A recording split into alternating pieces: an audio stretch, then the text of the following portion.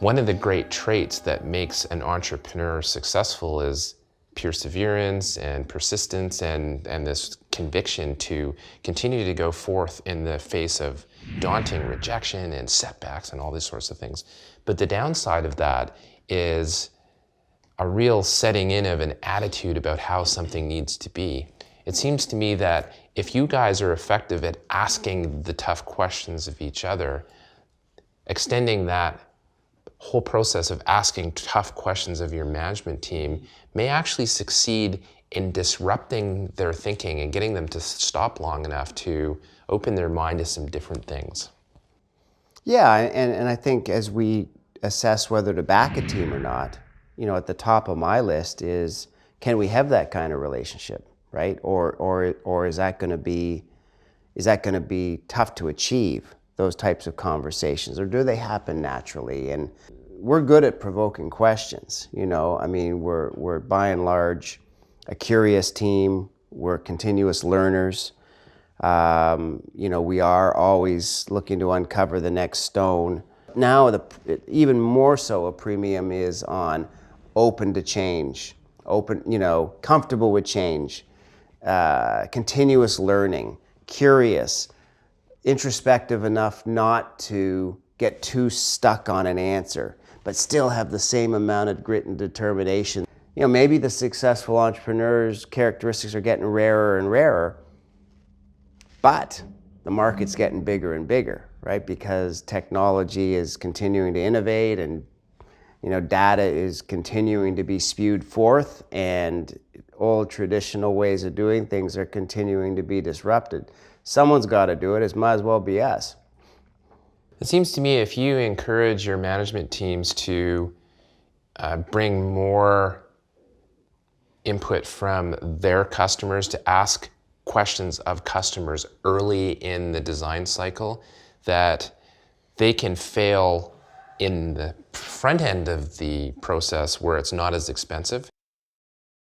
One of the jobs of a good VC is to help your management team fail early, if in fact that's their destiny. Because if you fail early, you hopefully still have capital and you still have the chutzpah and the confidence of your employees to reposition and go in a different direction that hopefully will be successful. But that doesn't work for everybody. You need to be open-minded and you need to be able to take advice. You may need to augment your management team, step back, make some hard calls on the people that you've had thus far. Are they still the right people for the job? So these are all critical elements, and we face those really every day. Well, I think it's as the old thing goes, no business plan survives first contact with a customer. And if people don't have that openness and that willingness to learn and also to unlearn, how do you deal with the twin requirements of having persistence on the one side, which would suggest you hang on to your conviction, but openness on the other side, which means you have to be prepared to hear what people are saying about what works and what doesn't work about the innovation? How do you really learn, right? In a world where we fundamentally, as people, I really believe we are who we are from a very young age. So barring a near-death experience, which you write about in your book, kicking an addiction, losing a loved one, something that shakes you to your very core. Now, for a lot of people, having a business they started fail can shake you to your core, right? And so you want to know how to unlearn something, you got to be shaken to your core sometimes. So, one of the heads up on a lot of these first-time entrepreneurs, which is, becomes riskier, right? The backing a first-time one is, hey, I'm on a path. I've always been told all my life I'm a superstar. I've never had to experience failure.